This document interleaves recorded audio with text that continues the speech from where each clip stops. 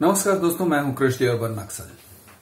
दोस्तों, हम बात कर रहे हैं इस विषय पर कि how two by more house पर हाउस, यानी आप घर खरीदते हो, same square feet 700 square feet खरीदना है तो 700 स्क्वायर फीट की बात करते हैं। लेकिन हो सकता है कि एक घर और दूसरे घर में बहुत फर्क हो, इवन उसी बिल्डिंग के अंदर या उसी कॉम्प्लेक्स के अंदर, उसी प्रोजेक्ट के अंदर। और यह भी हो सकता है कि एक 700 स्क्वायर फीट वाला एक प्रोजेक्ट है और दूसरा एक प्रोजेक्ट सेम ऑफर कर रहा है 700 स्क्वायर फीट वाला घर। शायद हो सकता है थोड़ा महंगा भी हो। मैं रीसेल में खरीदने की बात कर रहा हूं, बिल्डर से खरीदने की बात नहीं कर रहा हूं। दूसरे प्रोजेक्ट में थोड़ा महंगा भी हो तो, लेकिन फिर भी आपको शायद वो ले लेना चाहिए। तो ऐसा क्यों है, आपको कुछ कारण बताता हूं कि हम कैसे डिस्टिंग्विश करते हैं कि एक घर अच्छा है या दूसरा घर अच्छा है। तो दोस्तों, इसी टॉपिक पर हमने पहले बात किया। तो जाते जाते मैंने कहा कि कुछ फ्लैट्स ऐसे होते हैं कि उसमें छज्जे नहीं होते। आपको लगेगा छज्जे यार घर के बाहर रहते हैं, दिक्कत क्या है? गलत है। छज्जे का होना जरूरी है। छज्जा बहुत ही यूजफुल चीज है कई कारण से। नंबर 1, जब छज्जा होता है तो बारिश और धूप से प्रोटेक्शन मिलता है। वो 2 या 3 फीट का अगर छज्जा है और वो छज्जा आरसीसी का बना हुआ है, आपके घर के अंदर बारिश आने से वो रोकता है। 2 या 3 फुट का वो एक प्रोटेक्शन देता है। बारिश हमेशा सीधे लाइन में ही नहीं गिरता है, स्लैंटिंग लाइन में गिरेगा। तो वो 2-3 फुट या 1.5 फुट जो भी वो छज्जा है, वो आपको आपके घर को प्रोटेक्ट करता है और वो बिल्डिंग को प्रोटेक्ट करता है। क्योंकि जहां पे छज्जे होते हैं तो बारिश का पानी सीधा बहता नहीं है दीवार के ऊपर से नीचे तक। मान लो कि 30 या 40 माले का बिल्डिंग है, छज्जे अगर हैं तो पानी टपक जाता है, गिर जाता है, बिल्डिंग से दूर चला जाता है। छज्जा अगर नहीं है तो बारिश का पानी बिल्डिंग के अंदर सीपेज होने का चांस है, जो बिल्डिंग के लाइफ को कम कर देगा। आरसीसी कंक्रीट जो है उसकी लाइफ को कम कर देता है। इसीलिए छज्जे का होना जरूरी है। अगर आपको ऐसा फ्लैट दिखाया जाता है जहां पे बालकनीज हैं, और वो बालकनीज अक्सर ग्लास के होते हैं जहां पर छज्जे नहीं होते हैं, क्योंकि एक्चुअली उन्होंने प्लानिंग अथॉरिटीज या जैसे कि बीएमसी, एमएमआरडीए वगैरह को या एसआरए को ये दिखाया हुआ होता है कि हमारे बिल्डिंग में छज्जा होगा। फिर उसी छज्जे पे एक्चुअली वो लोग बालकनी बना देते हैं। वो छज्जे के ऊपर वो लोग वुड का एक फ्लोर जैसे बना देते हैं, जिसको इंजीनियर वुड बोलते हैं। अरे हॉलो होता है बेसिकली। वुड का एक फ्लोरिंग बना के दिखाते हैं और वो कांच के, यानी कांच और स्टील के ऐसे स्ट्रक्चर्स बनाते हैं कि आपको लगेगा ये बालकनी है। बहुत ही डेंजरस है ये। बहुत ही डेंजरस इसलिए है क्योंकि कांच गिर सकता है। भगवान न करे कि आपका कोई बच्चा या आप ही लोग उस कांच पर लीन हो रहे हो, उसके ऊपर टेका देके खड़े हो और वो कांच गिर जाए तो आप किसी की जान चली जाएगी। बहुत ही डेंजरस होते हैं ये टाइप के बालकनीज। अच्छे लगते हैं, फैंसी लगते हैं, मॉडर्न लगते हैं, लेकिन बहुत ही खतरनाक है। बालकनीज जो होने चाहिए या बालकनी टाइप के जो स्ट्रक्चर्स हैं जिसके ऊपर हम टेका देते हैं, बेहतर है कि वो आरसीसी के बने हों, न कि स्टील और कांच के बने हो, क्योंकि ये बहुत ही खतरनाक है, बहुत ही डेंजरस है। तो बालकनीज इस टाइप के होने चाहिए, और अगर न हो तो चलेगा, लेकिन छज्जे के ऊपर खड़े हुए बालकनीज नहीं होने चाहिए। वो आपको और आपके बच्चों को के लिए एक बहुत बड़ा जोखिम है। प्लस आपके बिल्डिंग में पानी का सीपेज होने का चांस बढ़ जाता है इस टाइप के स्ट्रक्चर से। दूसरी बात, जब आप घर लेते हो तो आपका जो पार्किंग है, कभी भी आपने देखा है कि आपका पार्किंग एग्जैक्टली कहां पे आएगा या मोर और लेस कहां पर आएगा? मोस्टली लोग फ्लैट लेते हैं और सोचते हैं कि हाँ, हमारा पार्किंग पोडियम लेवल 3 पे आएगा, या फिर उतना भी नहीं पता होता है। तो हाँ, हमको पार्किंग मिल रहा है पोडियम में, और बिल्डर ऑफर कर रहा है। जब आप बिल्डर से लेते हो तो बिल्डर आपको ये नहीं बताता है कि आपका एग्जैक्टली पार्किंग कहां पे आ रहा है। आपके घर से पार्किंग के लिए कितने मिनट के लिए आपको चलना पड़ेगा, कभी आपने सोचा है क्या? जब थककर घर आते हो तो आप कार लगाकर कितनी देर के लिए चलोगे, तब आपके बिल्डिंग के लिफ्ट तक पहुंचोगे? ये जरा आप गौर करिए। देखोगे कि बहुत सारे जो ये बड़े वाले टाउनशिप प्रोजेक्ट टाइप के होते हैं, या बहुत फैंसी जब प्रोजेक्ट्स होते हैं, तो ये फैंसी टाइप के प्रोजेक्ट्स जहां पे यानी टावर्स के बीच में गैंगवेज बनाए गए हैं, और यानी बहुत दिखने में बहुत चमक धमक होगा, और आपको लगेगा कि अरे बहुत अच्छा चीज है जो हम खरीद रहे हैं। लेकिन आप देखोगे कि आप अगर गैराज में पोडियम में कार पार्क करोगे, तो आप जहां से कार पार्क करते हो वहां से या तो लिफ्ट या फिर स्टेयरकेस या फिर कॉमन पैसेज तक पहुंचने के लिए आपको बहुत लंबा चलना पड़ता है। कभी कभी मैं स्टेप्स में गिनूं तो 200 स्टेप्स, 300 स्टेप्स, 500 स्टेप्स चलने पड़ते हैं। या फिर अगर हम ओवरऑल डिस्टेंस गिनते हैं तो देखा जाता है कि आधा किलोमीटर, पौना किलोमीटर आप चलोगे तब आपकी गाड़ी से आप घर तक पहुंच पाओगे। आज आप ले रहे हो सकता है आप कहोगे नहीं, मुझे कोई प्रॉब्लम नहीं है, मेरा ड्राइवर है, मेरा ड्राइवर गेट तक ड्रॉप कर देता है और फिर मैं वहां से चली जाती हूं और वो मेरा ड्राइवर जाके पार्क करता है। इसके दो प्रॉब्लम्स हैं। एक ये कि हो सकता है कि कल आप बिना ड्राइवर के आप खुद गाड़ी चलाओगे, यानी हमेशा ड्राइवर को अफोर्ड करोगे ऐसे जरूरी नहीं है। ये पहली बात। दूसरी बात ये है कि आप जब अपना ही सेल्फ ड्राइव का ही समझ के अगर चलते हो तो आप आज यंग हो सकता है कि आप ये आधा किलोमीटर चल लेते हो और चलने में ज्यादा दिक्कत नहीं होती होगी। लेकिन 10 साल के बाद, 20 साल के बाद हो सकता है आप उतने स्ट्रांग नहीं रहोगे। हो सकता है कि आपके घुटने में दर्द होगा या हिप में दर्द होगा वगैरह, जो भी है, कमजोरी आ जाएगी। अब उस बुढ़ापे में या कमजोर हालत में आप पार्किंग से अपने घर को चल के जाओगे और घर से पार्किंग तक चल के जाओगे, कार तक पहुंचोगे। हो सकता है कि आपके लिए ये आगे चल के बोझ बन जाए। तीसरी बात, अगर कार से आपको सामान उठा के लेके आना है, आप शॉपिंग करके आते हो, बहुत सारा सामान है और ये सामान लेके आपको आधा किलोमीटर चलना पड़ रहा है, तो आपका क्वालिटी ऑफ लाइफ सफर होता है। चौथी बात, आप अगर गेस्ट को लेके आते हो और आधा किलोमीटर दूर या पौना किलोमीटर दूर पार्क करके फिर आप गेस्ट के साथ चल के घर पे आते हो, मुझे लगता है कि ये कुछ ठीक नहीं हो रहा है।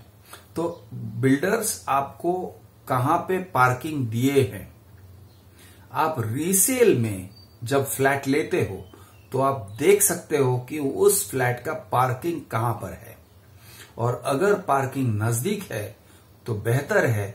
हो सकता है उसके लिए आप 1-आधा लाख ज्यादा भी दे दो, ठीक रहेगा। दूर है तो अवॉइड करो, या फिर कम से कम उसको एक बार्गेनिंग पॉइंट बना के आप 2-4 लाख कम करवा सकते हो, क्योंकि ये जो डिस्टेंस है वो आपको हमेशा चलना पड़ता है। अच्छा, दूसरी बात ये है, आपको ये भी देखना चाहिए कि आपका जो ड्रॉप ऑफ पॉइंट है, वो ड्रॉप ऑफ पॉइंट्स कभी कभी आपके लिफ्ट से, आपके बिल्डिंग के लिफ्ट से हो सकता है कि 50 मीटर की दूरी पे हो या 100 मीटर की दूरी पे हो। प्रॉब्लम आपको महसूस नहीं होगा आज जब आप यंग हो। जैसे बूढ़े होते जाओगे तो वो ड्रॉप ऑफ पॉइंट अगर 50 मीटर की दूरी पे है तो आपको चलते चलते लिफ्ट में तक पहुंचने में यानी आपको स्ट्रेन महसूस होगा। तो ये जो एक डिस्टेंस है ड्रॉप ऑफ पॉइंट का और कार पार्किंग का बहुत इंपॉर्टेंट है। आप जब घर लेते हो प्लीज इन बातों पे जरा ध्यान से देखिए। दूसरी बात ये भी देखिए कि आपके मेन गेट से आपका बिल्डिंग कितना दूर है, क्योंकि कभी कभी ऐसे हो जाता है कि कुछ सोसाइटीज इस टाइप के पॉलिसीज बना लेते हैं कि रिक्शास को हम सिर्फ मेन गेट तक अलाउ करेंगे। अगर प्राइवेट कार है तो ठीक है, लेकिन रिक्शा को हम मेन गेट से नहीं आगे जाने देंगे। या फिर गेस्ट हैं तो गेस्ट को मेन गेट के पास में ही गेस्ट पार्किंग मिलता है, फिर वहां से चल के आना पड़ता है। तो ये टाइप के जो फीचर्स हैं इसके बारे में जान लेना जरूरी है। ये भी आप जान लो कि जो वो जो सोसाइटी है उसकी पॉलिसी क्या है। कुछ सोसाइटीज में वॉचमैन का जो काबू है वो कुछ ज्यादा ही है। वॉचमैन बहुत ज्यादा कंट्रोल करते हैं। ऑफ कोर्स वॉचमैन को काम देने वाले कौन होते हैं? Managing committees. लेकिन ये सोसाइटीज के मैनेजिंग कमिटीज कभी कभी बहुत ज्यादा कंट्रोल करते हैं, वो कंट्रोल फ्रीक्स हो जाते हैं।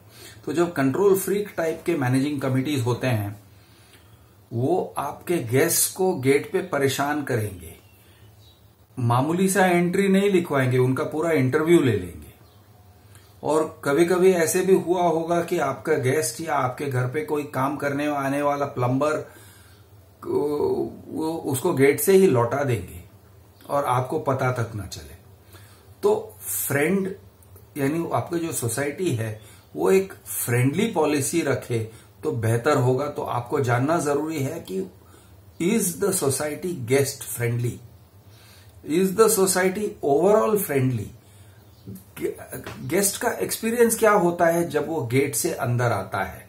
कई बार ऐसे होता है कि सिक्योरिटी वाले इतने परेशान करके रख देते हैं कि आपको अपने गेस्ट को अंदर तक लाने के लिए खुद जाना पड़ता है मेन गेट के पास, सिक्योरिटी के पास, और सिक्योरिटी से उलझ के या सिक्योरिटी को कन्विंस करके आपके गेस्ट को लेके आना पड़ता है, एस्कॉर्ट करना पड़ता है।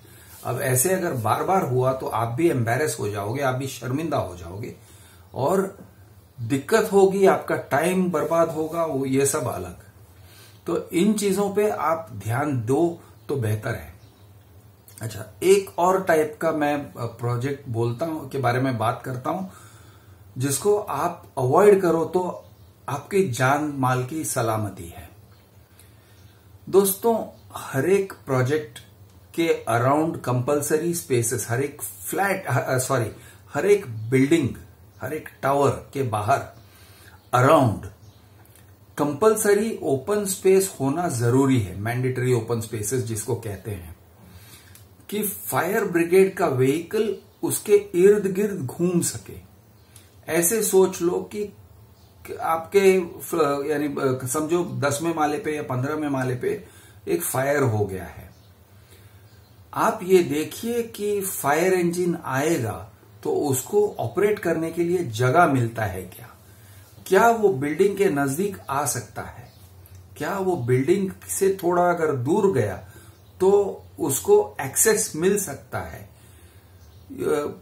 फायर इंजिन्स, फायर ब्रिगेड के जो व्हीकल्स होते हैं वो बहुत टॉल स्ट्रक्चर्स को यूज करते हैं जिसको कहते हैं स्नॉर्कल। सीडी एक टाइप का होता है या एक बास्केट जैसा होता है जिसके अंदर एक फायरमैन अंदर जाएगा या एक या दो फायरमैन ऐसे ऊपर जाते हैं। तो ये जो स्नॉर्कल्स होते हैं बहुत ही टॉल होते हैं, 15-20 माले तक शायद यानी खड़ा कर सकते हैं, लेकिन उनको स्पेस चाहिए खड़ा करने के लिए। अगर ये संभव है, फायर ब्रिगेड व्हीकल्स को एक्सेस मिलता है, जितना ज्यादा एक्सेस मिलता है उतना आपका सेफ्टी बढ़ता है। और जितना कम एक्सेस मिलता है, जितना कंपलसरी ओपन स्पेसेस कम है, तो उतना आपके लिए रिस्क है। और अगर बिल्डिंग्स को इस तरह से बनाया गया है कि आपके बिल्डिंग तक फायर ब्रिगेड का व्हीकल पहुंच ही नहीं सकता है, तो आप खतरे में हो। ऐसे बहुत सारे टावर्स हैं जो पोडियम्स पे खड़े हैं। यानी एक समझो 5 लेवल का पोडियम बना देते हैं, वो पोडियम के ऊपर 4 टावर्स या 5 टावर्स खड़ा कर देते हैं।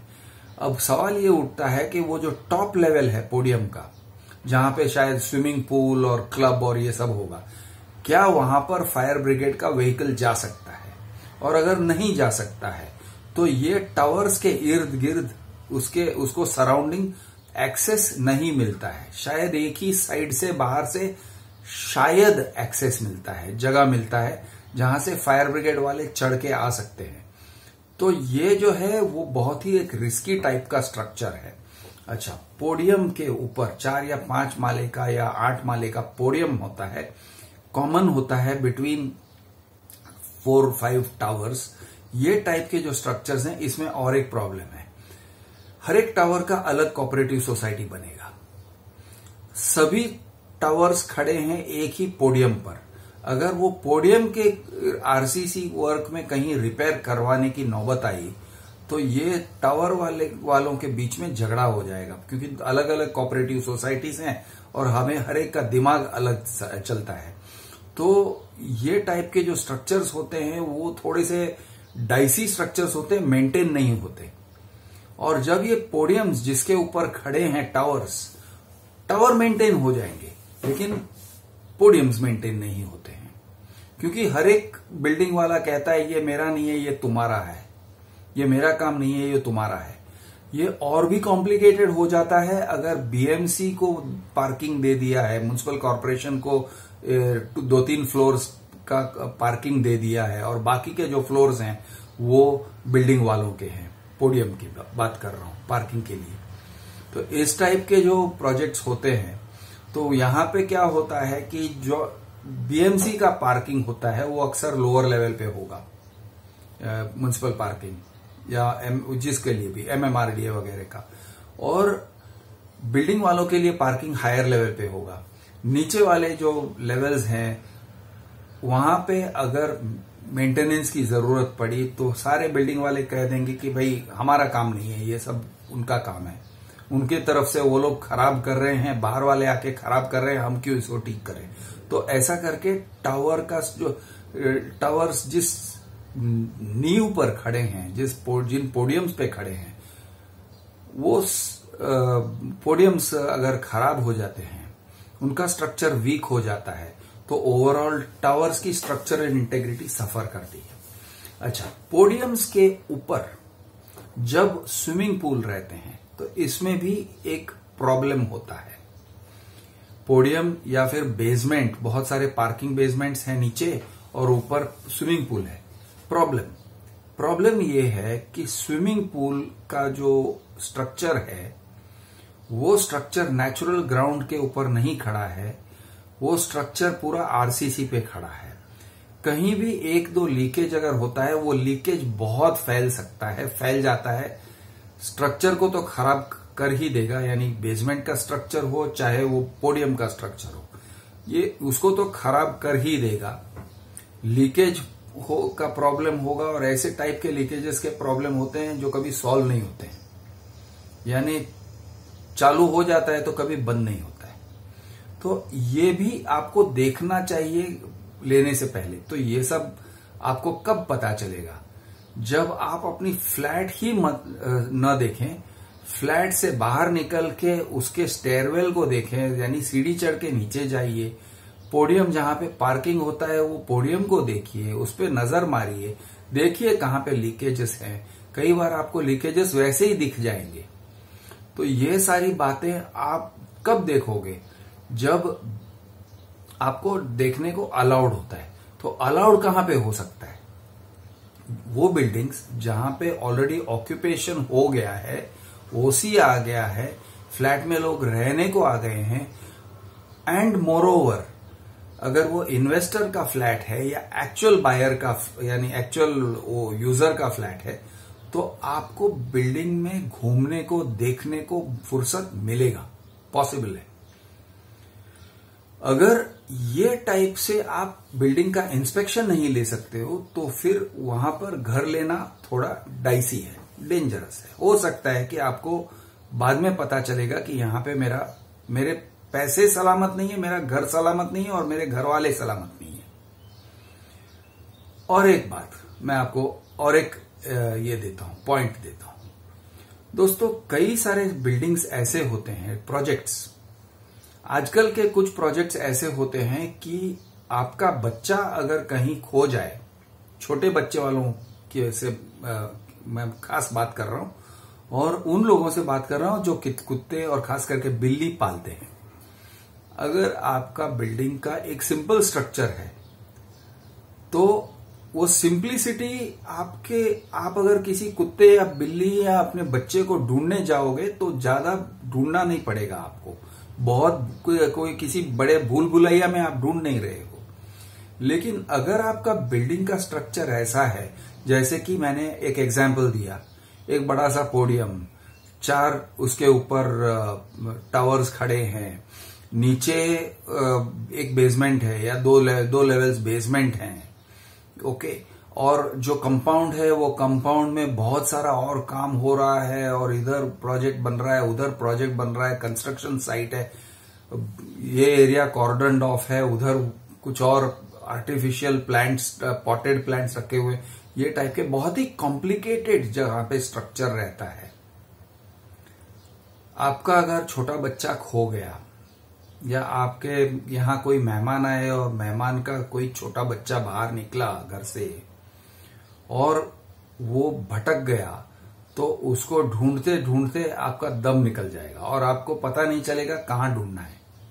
आपकी बिल्ली या आपका कुत्ता रखड़ गया, कहीं पे इधर उधर भटक गया, तो फिर आप ढूंढ नहीं पाओगे।